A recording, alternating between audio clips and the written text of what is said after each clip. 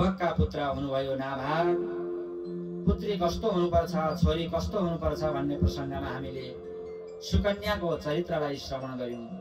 अब पुत्र कस्तो हुनुपर्छ, छोरो भएर कस्तो कर्तव्य गर्नुपर्छ भनेर नाभागको प्रसङ्ग अत्यन्त उदाहरणीय छ व्यवहारका लागि।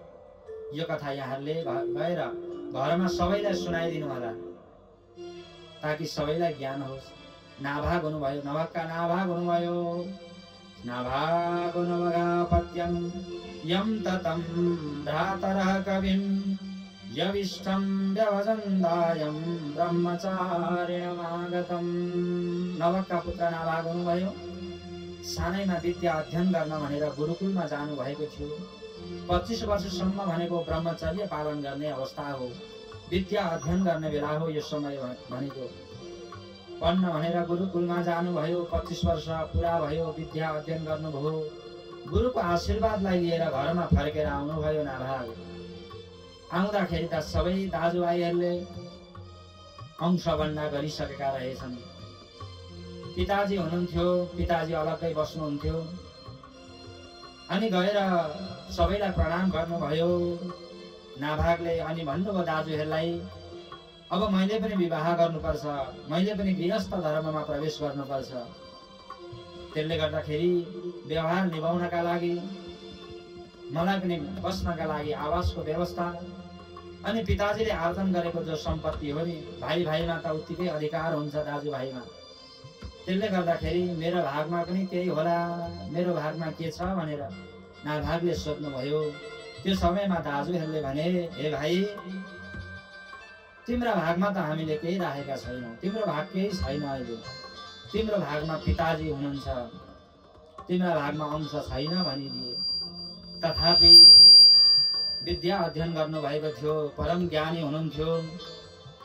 यदि अज्ञानी हुनुहुन्थ्यो, संस्कार थिएन भने त्यतिखेर पाखुरा सुर्किनु हुनुहुन्थ्यो होला, लडाइँ गर्नुहुन्थ्यो होला, म पनि त उत्तिकै सन्तान हो भनेर। तर यो कर्म गर्नु भएन। परम ज्ञानी हुनुहुन्थ्यो, विद्वान हुनुहुन्थ्यो। तिम्रा भागमा भाइ पिताजी हुनुहुन्छ, बुबासँग गएर बस भनिदिए। अलिकति पनि अंश दिएनन्, सम्पत्ति दिएनन् र पनि स्वीकार गर्नुभयो नाभागले। पिताजीलाई गएर प्रणाम गर्नुभयो। पिताजी, हजुर नै मेरो भागमा पर्नु भएको छ अरे, त्यसले गर्दा हजुरका साथमा म बस्छु है भन्नुभयो। यिनको संस्कारलाई देखेर पिताजी पनि गदगद बन्नुभयो अरे, प्रसन्न बन्नुभयो अरे। किनभने आफ्नो आमा बुबालाई सन्तानको त्यो संस्कार देखिसके पछाडि मात्र प्रसन्न हुन्छ अरे, जति प्रसन्न सम्पत्ति कमाउँदा हुन्छ। यिनको विनय विद्या ददाति विनयम विनयाद याति पात्रताम। किनभने विद्या अध्ययन गरेको छ, ज्ञान छ, विवेकी छ भने उसमा विनय हुन्छ, झुक्ने स्वभाव हुन्छ। विनयाद याति पात्रताम, विनय भयो भने सत्पात्र हुन्छ, सत्पात्र भयो भने पात्रता धनमाप्नोति। सत्पात्र भयो भने उसले धन आर्जन गरिहाल्छ नि।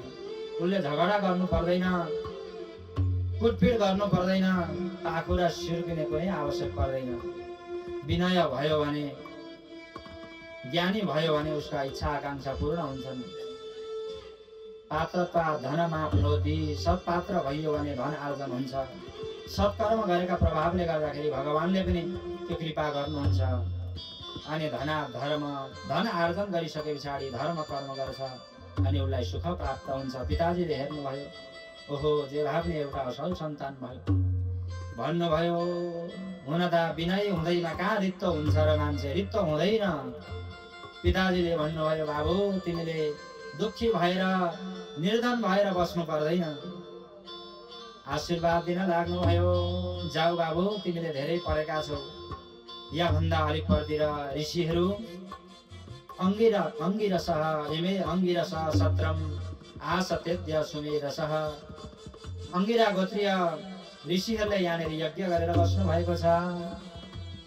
त्यो यज्ञमा कर्महरू गर्दै जाँदाखेरि उहाँले 6 दिनका कर्महरू भुल्नुहुन्छ, विस्मृति हुन्छ ऋषिहरूलाई।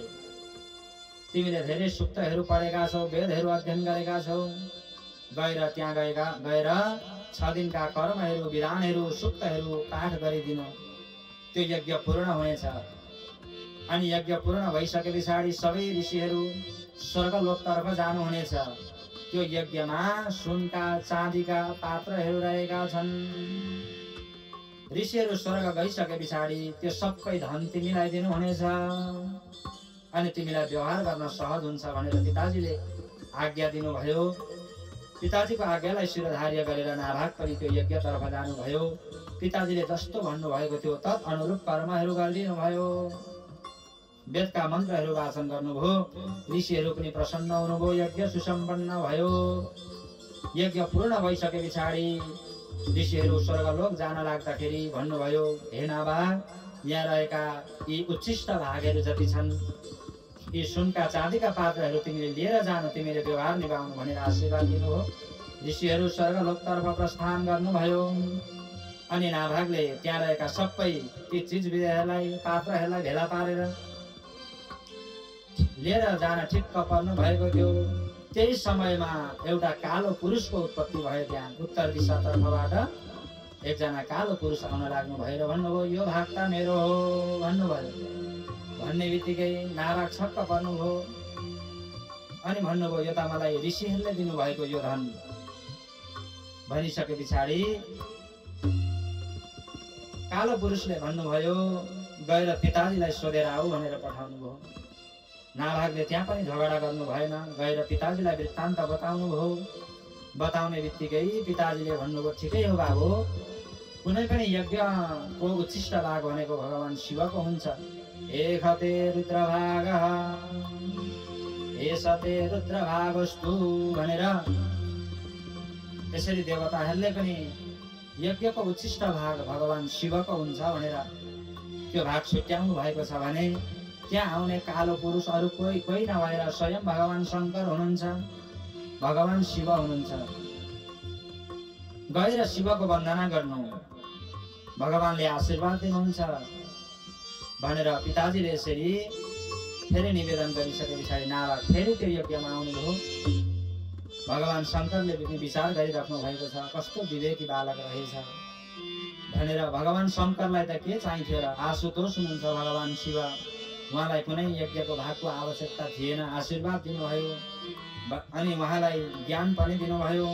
त्यहाँ रहेका सबै धन दौलतहरू भगवान शङ्करले तिनै नाभाग नाम गरेका बालकलाई दिनुभयो। अनि आएर उनी आफ्ना दाजुभाइ भन्दा सर्वश्रेष्ठ भएर अनि आफ्ना पिताजीका साथमा रहेर पिताजीको सेवा गर्दै गर्दै एउटा समाजमा उदाहरणीय बनेर आफ्नो कर्महरू गर्दै जानुभयो। हेर्नुहोस् त, वास्तवमा सम्पत्ति भन्दा ठुलो पिताजीको आशीर्वाद हुँदो रहेछ। घरमा फर्केर आउनुभयो, सम्पत्ति उनका नाममा केही पनि कसैले दिएनन्, दाजुभाइले दिएनन्, तर झगडा गर्नु भएन, लडाइँ गर्नु भएन। सत्पुत्र सत्सन्तान भनेको त्यस्तो हुनु पर्दो रहेछ। वास्तवमा लडाइँ झगडा गरेर कसैले मलाई यति अंश चाहियो भनेर भन्छ भने त्यसको भोलि गएर क्षीण हुँदै हुँदै जान्छ, त्यसको सबै सकिन पनि सक्छ। तर पिताजीले दिएको आशीर्वाद, त्यो आशीर्वादले जहिले उभरि पूर्ण हुन्छ।